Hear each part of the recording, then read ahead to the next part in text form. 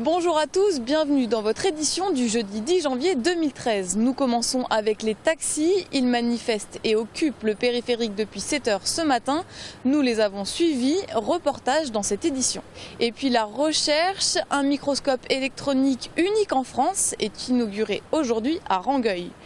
Enfin, le tribunal de commerce fait sa rentrée avec un constat, les entreprises de Haute-Garonne sont en souffrance.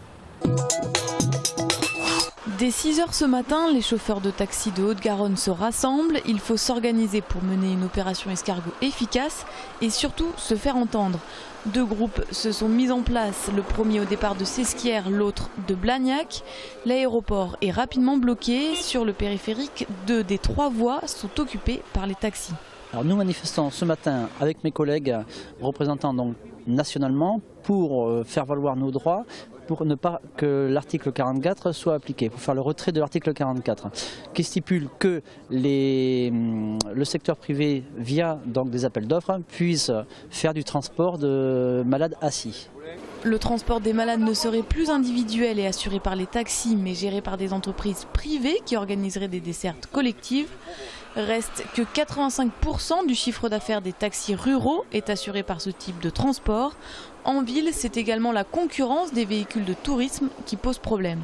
C'est des véhicules de tourisme avec chauffeurs qui nous font une concurrence déloyale, étant donné que ce ne sont pas des véhicules et des sociétés qui sont...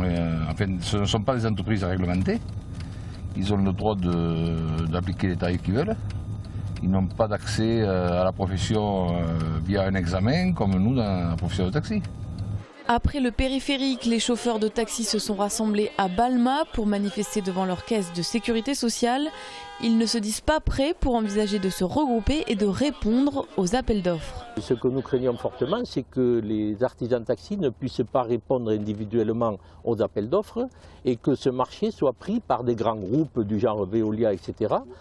Si c'est le cas, c'est dramatique, dans la mesure où 80% des taxis en France réalisent entre 80 et 90% de leur chiffre d'affaires sur ces transports de malades assis.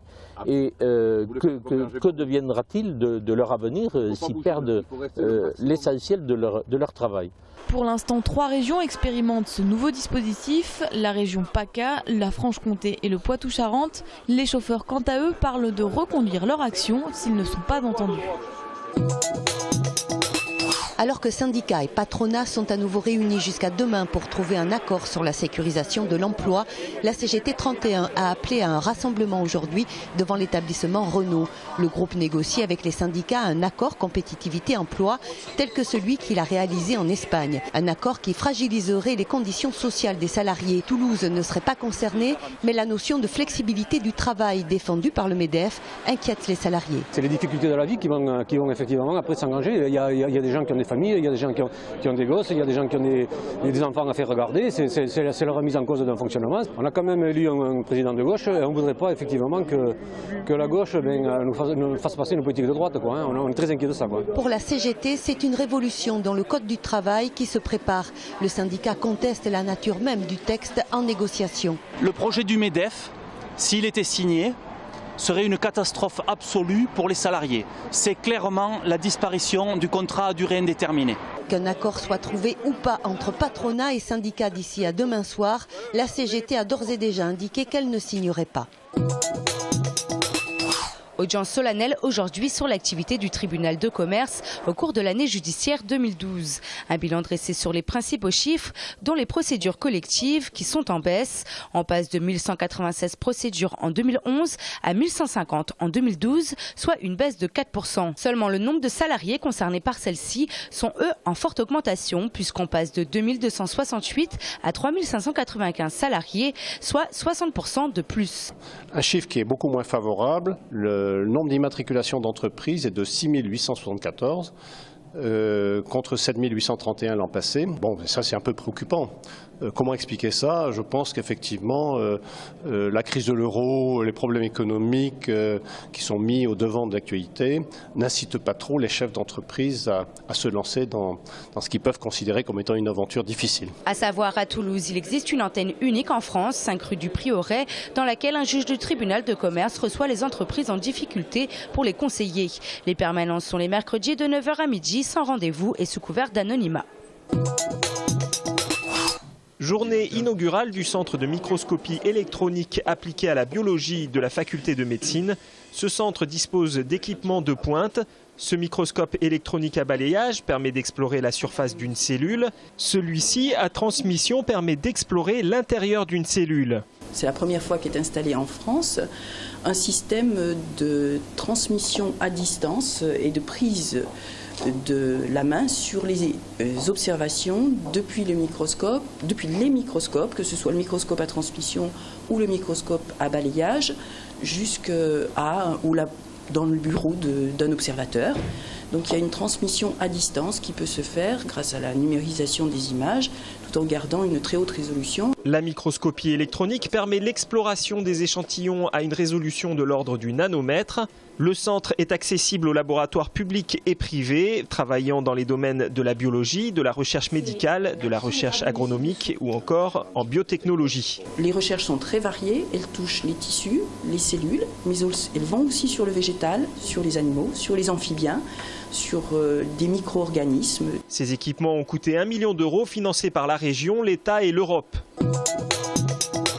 Une enquête judiciaire en cours sur l'incident du métro du 21 décembre dernier.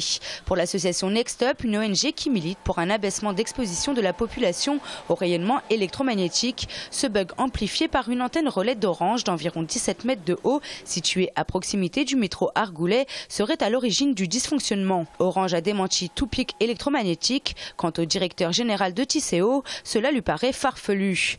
Next Up a pourtant réussi à lancer une procédure sur ordonnance du tribunal de grande instance contre Orange. Des huissiers vont donc vérifier la conformité de la station de base sur l'autorisation de construire accordée par l'Agence nationale des fréquences et par les services d'urbanisme de la ville de Toulouse. Une autre requête en cours qui va être déposée sur le dépassement du seuil d'immunité de la compatibilité électromagnétique, le marquage CE des systèmes embarqués de la rame numéro 43.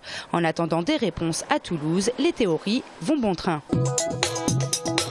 Le cinéaste Samuel Collardet présentera samedi 12 janvier à 20h30 au cinéma ABC son film Comme un lion. On entre ici dans l'univers malsain du foot avec une nouvelle traite des Noirs. Le film est basé sur une histoire vraie. Ces jeunes footballeurs africains qui se font plus ou moins arnaquer par des agents véreux, qui leur demandent des fortes sommes pour les faire voyager en Europe et après qui sont abandonnés ici dans les rues à Paris. L'histoire du film, c'est l'histoire de quelqu'un que j'ai rencontré dans un centre de formation. Donc, effectivement, c'est sur les 500 gamins qui arrivent en France par ce biais. Moi, j'ai rencontré par le pur des hasards peut-être le seul ou le 1% ou voilà, qui a finalement réussi à intégrer un centre de formation. Le film, sous forme de conte, nous éclaire sur une réalité trop souvent cachée. Là, cette année, c'est pas par miracle, c'est parce que j'ai un joueur. Un gars qui devrait jouer chez vous, pas chez moi.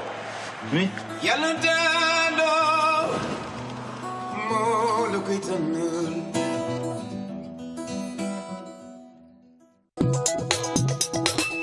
Pour la première fois, Madeleine Tézena s'ouvre une exposition à Toulouse. Ses sculptures et peintures ayant pour principales inspirations les chevaux se dressent fièrement à l'entrée de la Galerie des Carmes et attisent notre curiosité. J'accompagne mes bronzes d'aquarelles, d'encre, de pastel, parce que je trouve que ça donne une unité, une exposition. Que quand j'expose avec un autre peintre, il y a une distorsion quelquefois. Et là, ça fait une exposition qui a une unité. L'exposition qui se trouve au 33 rue des Paulinaires se termine ce dimanche.